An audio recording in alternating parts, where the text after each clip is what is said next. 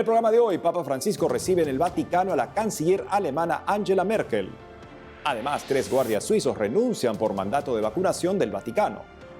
Y este sábado 9 de octubre inician los trabajos del Sínodo de los Obispos sobre la sinodalidad en el Vaticano. Nuestro director de noticias, Alejandro Bermúdez, nos hará un breve análisis al respecto. Hola amigos, gracias por acompañarnos en una nueva edición de su programa EWTN Noticias. Soy Eddie Rodríguez Morel.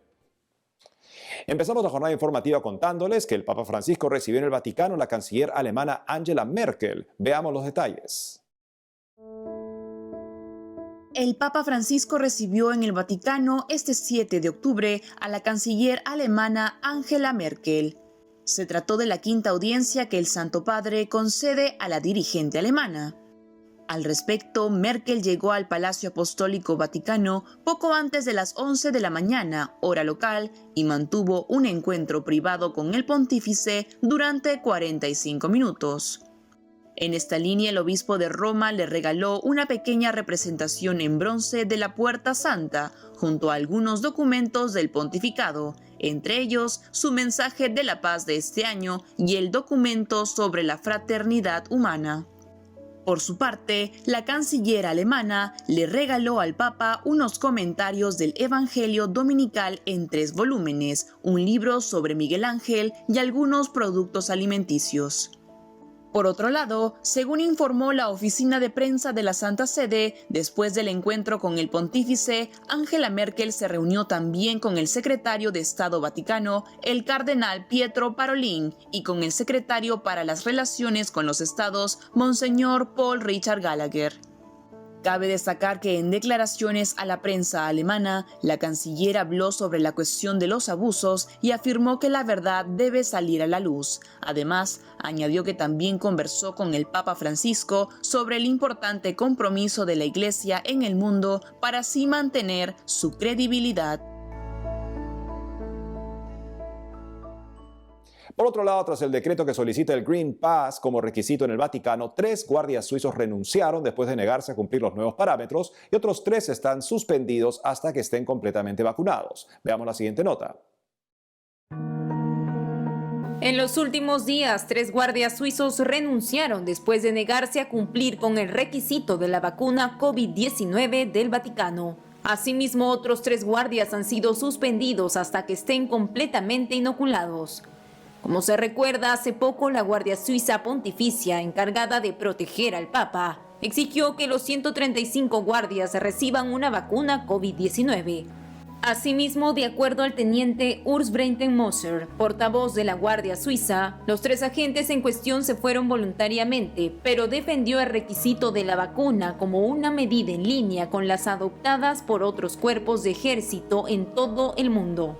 Es preciso mencionar que esta disposición es una continuación del decreto emitido por el cardenal Pietro Parolin, secretario de Estado del Vaticano, documento que establece el requisito del Green Pass para todos los empleados y funcionarios de la Santa Sede.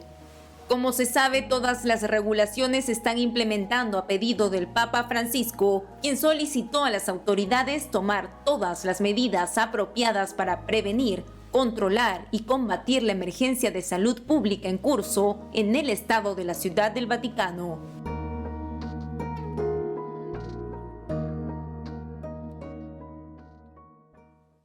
Ahora nos vamos a Roma con nuestro corresponsal Miguel Pérez Pichel, quien nos informará sobre los trabajos del Sínodo de los Obispos sobre la sinodalidad, que inician este sábado 9 de octubre en el Vaticano. Adelante, Miguel.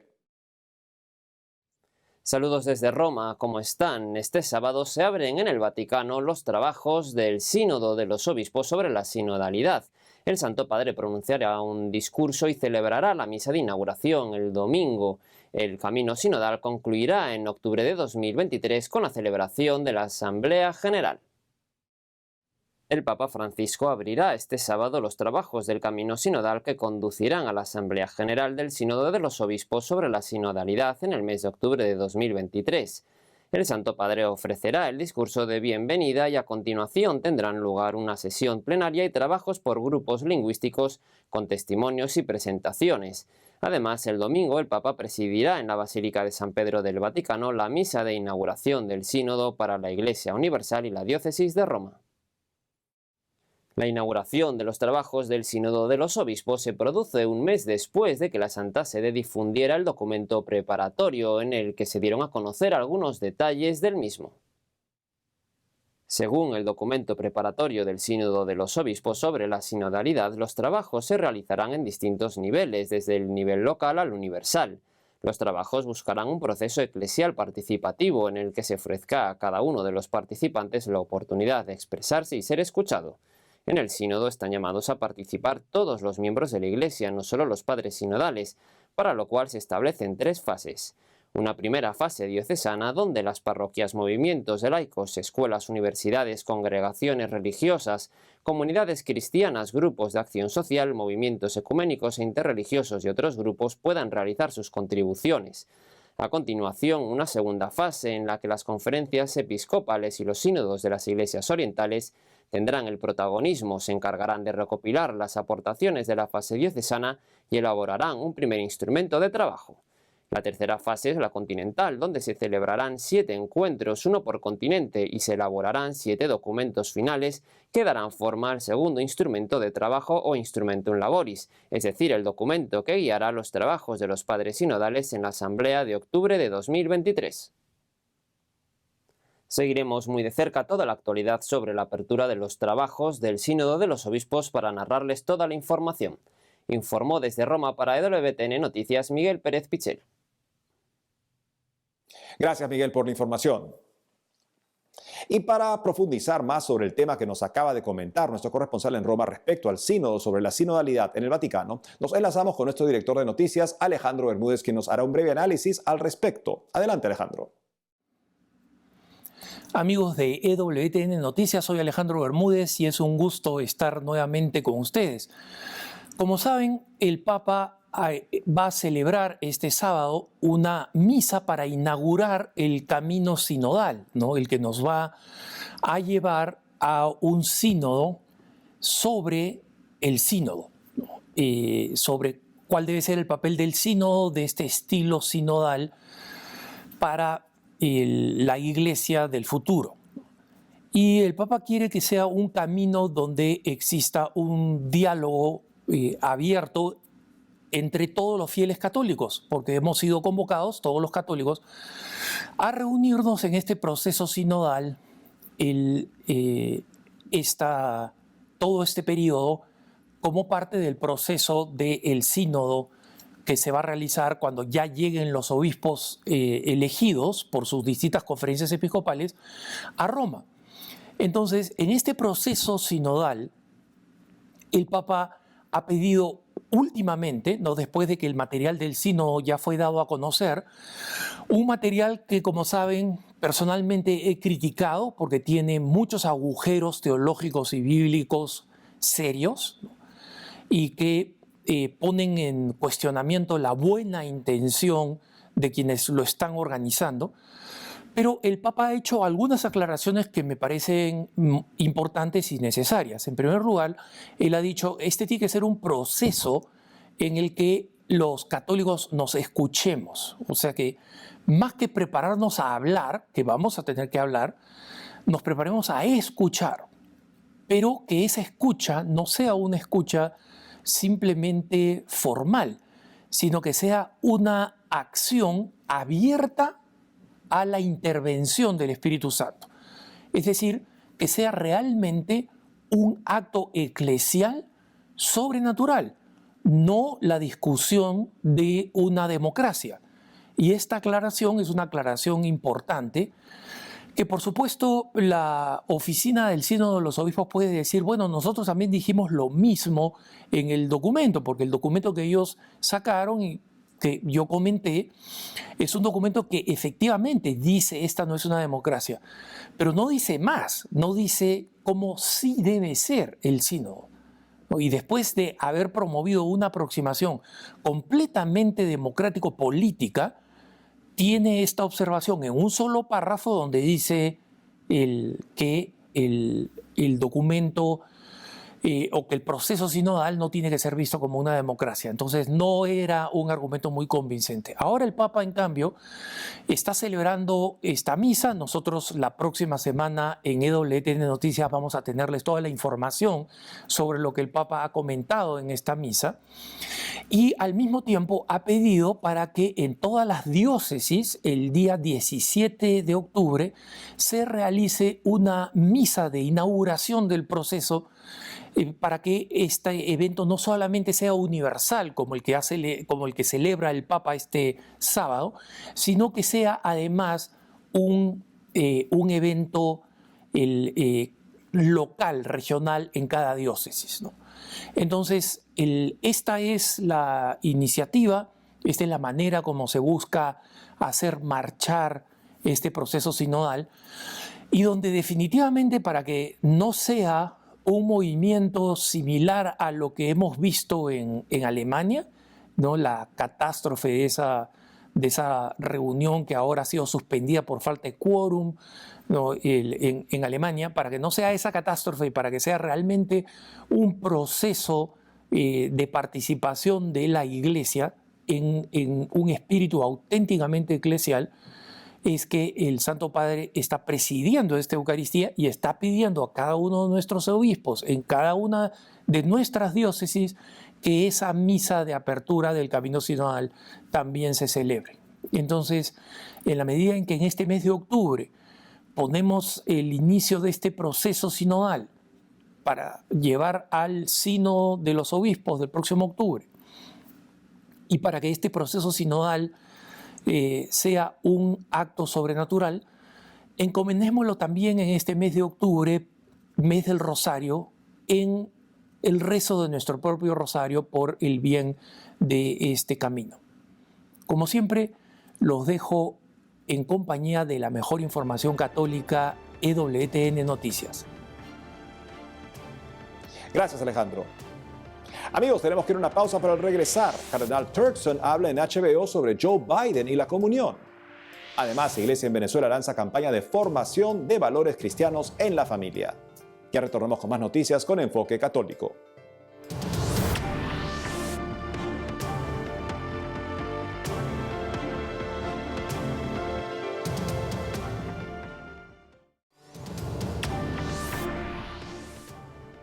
Bienvenidos nuevamente al programa. Ahora les contamos que en recientes declaraciones el cardenal Peter Turkson, prefecto del Dicasterio para el Servicio del Desarrollo Humano e Integral, el purpurado pareció rechazar las afirmaciones de que al presidente Joe Biden se le debería negar la Sagrada Comunión por su postura a favor del aborto. Veamos. El prefecto del Dicasterio para el Servicio del Desarrollo Humano Integral, cardenal Peter Turkson, pareció rechazar las afirmaciones de que al presidente Joe Biden se le debería negar la Sagrada Comunión por su firme posición a favor del aborto, en declaraciones a un programa de noticias de HBO en Estados Unidos. El programa Axios, emitido hace unos días, tocó muchos temas, incluidas las vacunas contra el COVID-19, el conflicto de Afganistán y los abusos sexuales del clero.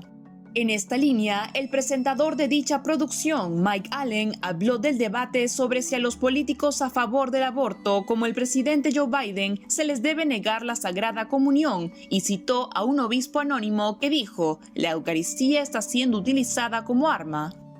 Frente a los comentarios del periodista, el cardenal Turkson dijo que el Santísimo Sacramento no debe convertirse de ninguna manera en dicha forma. Además, cuando Allen le preguntó si tenía alguna duda de si el presidente Biden es un católico de buena reputación y si se le debe dar la Eucaristía, el purpurado respondió: "Si dices que alguien no puede recibir la comunión, básicamente estás juzgando que está en un estado de pecado". Tras la respuesta del cardenal, Mike Allen contestó que parece que no cree que eso debería suceder en el caso del mandatario norteamericano, a lo que Monseñor Turkson replicó: "No, si un sacerdote que está distribuyendo la comunión ve inesperadamente o de repente a alguien que sabe que ha cometido un asesinato, se supone que debe proteger su dignidad y el respeto de esa persona". Seguidamente, después de una repregunta del periodista americano, el cardenal parecería haber precisado que el Sagrado Cuerpo de Cristo podría negarse en casos extremos. Como se sabe, los debates sobre la recepción de la comunión por los supuestos derechos pro aborto son algo únicos en el contexto político estadounidense, donde muchos políticos se presentan como católicos devotos, pero también apoyan el aborto legal. Pasamos a otros ámbitos y les contamos que la Iglesia en Venezuela lanzó una campaña de formación de valores cristianos en la familia. Veamos. El Departamento de Familia e Infancia del Secretariado Permanente de la Conferencia Episcopal Venezolana anunció el lanzamiento de la campaña Abrazo en Familia 2021, con la que se busca fomentar la promoción de valores cristianos en el hogar. Al respecto, esta iniciativa, cuyo lema es Familia, sé testigo del amor y la esperanza, se llevará a cabo del 7 al 14 de noviembre. En esta línea, de acuerdo a lo informado por la Conferencia Episcopal Venezolana en un comunicado, esta campaña nació a la luz de las enseñanzas de la exhortación apostólica Amoris Laetitia y la carta apostólica Patris Corde en el año de la familia y el año de San José. En ese sentido, entre los principales temas que se abordarán se encuentran la belleza de la vida, regalo del Señor, San José, Padre de Jesús, ilumina al hombre de hoy, los hijos, don de Dios, compromiso del amor, y abuelos, memoria y riqueza de la familia. Cabe mencionar que los recursos y todos los detalles adicionales para la celebración de la campaña Abrazo en Familia podrán visualizarse a través de las redes sociales del Episcopado y la Pastoral Familiar de Venezuela.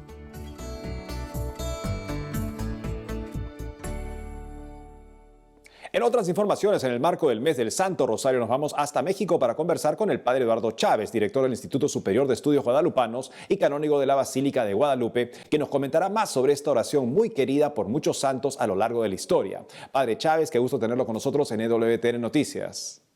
El gusto es mío y es una gran alegría que sea a través de este medio de EWTN que yo quiero muchísimo por toda la labor evangelizadora que siempre realizan. Que Dios los bendiga. Estoy a sus órdenes. Padre, ¿nos podría comentar en principio por qué el rosario es considerado un arma tan poderosa para los cristianos en el mundo y que ha perdurado hasta la actualidad?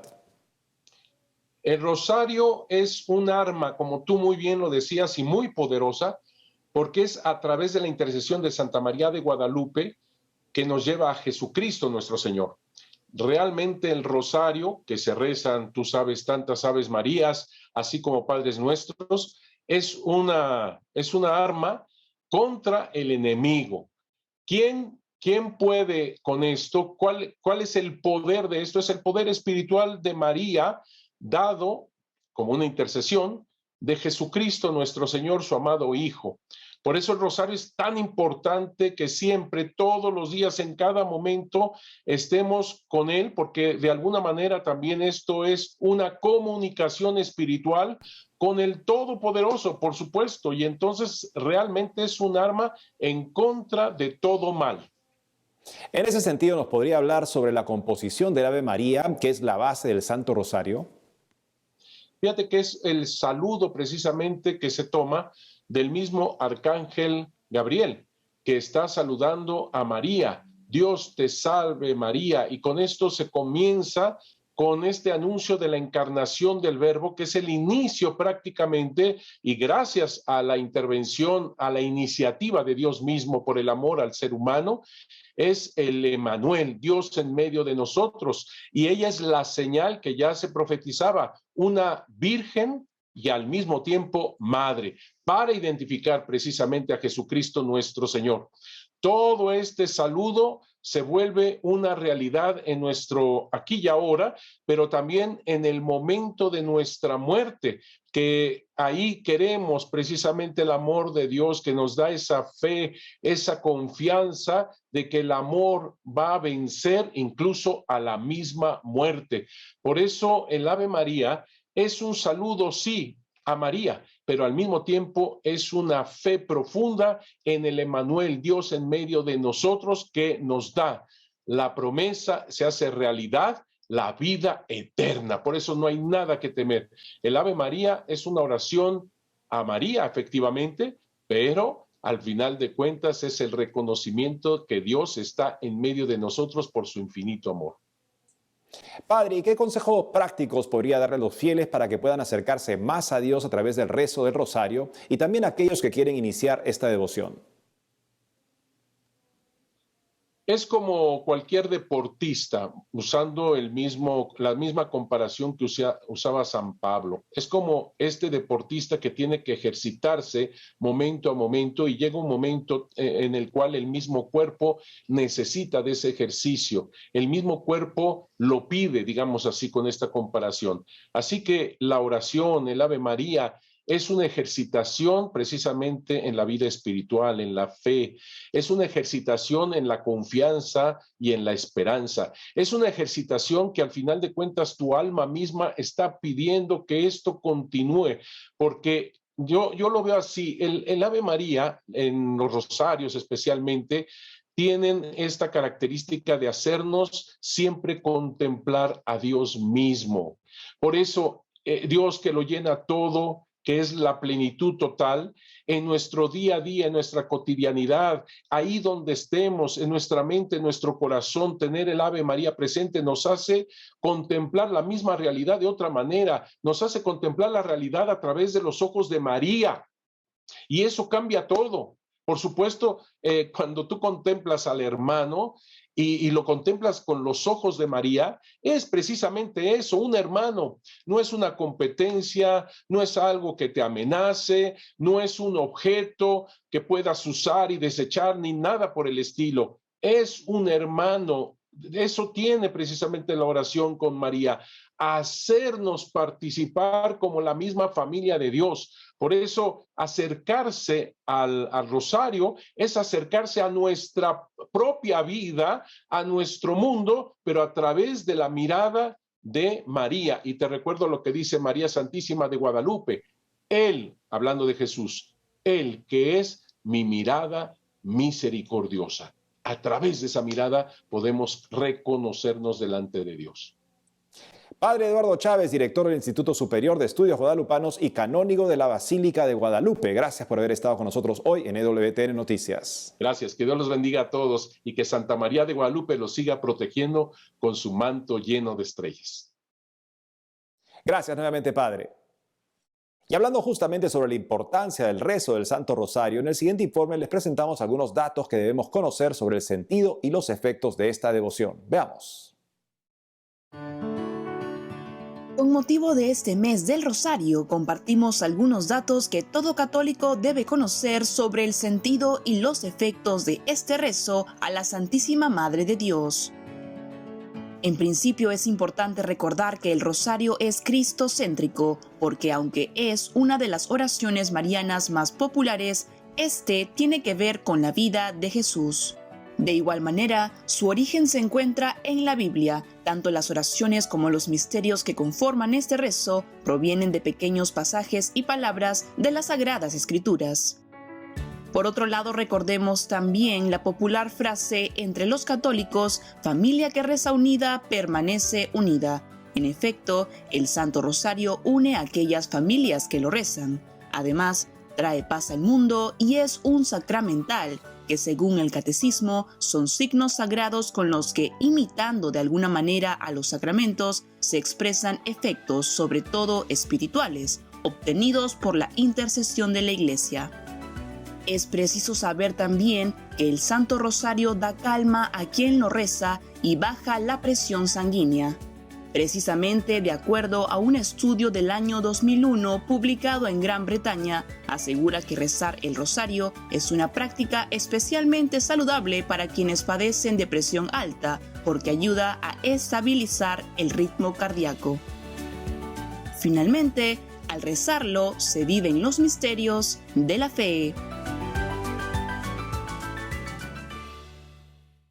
Y antes de terminar el programa les comentamos que la cantante católica ecuatoriana Valeria Yagual lanzó recientemente su nuevo sencillo titulado Fiat, una canción dedicada a la Santísima Virgen María, que nos invita a recordar que ella ama e intercede por cada uno de sus hijos y por la Iglesia para que alcance la santidad.